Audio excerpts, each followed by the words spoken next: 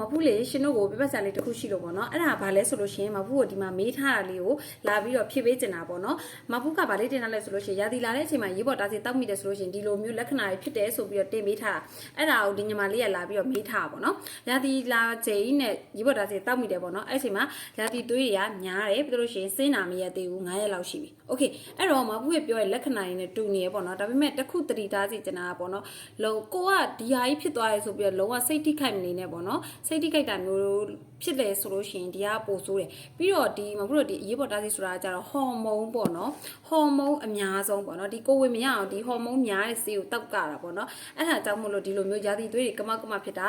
အဓိကပြဿနာကတော့ဒါကတားစီရဲ့ side effect တားစီရဲ့ဆိုးကျိုးပါနော်တားစီရဲ့ဆိုးကျိုးကြောင့်ဒီလိုမျိုးရာသီသွေးတွေကမ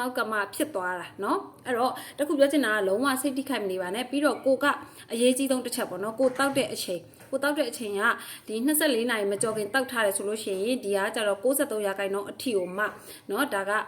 ကာကွယ်ပေးတယ်အဆင်ပြေစေတယ်เนาะဒါကြောင့်မလို့ကိုယ့်ရဲ့စိတ်ကလေးကို short ထားဒါဘာမှမဟုတ်ဘူးဒီဆေးရဲ့ဆိုးကျိုးတက်ပဲเนาะသိချင်တာလေးရှိရင်မှတ်ခဲ့ပေးပါ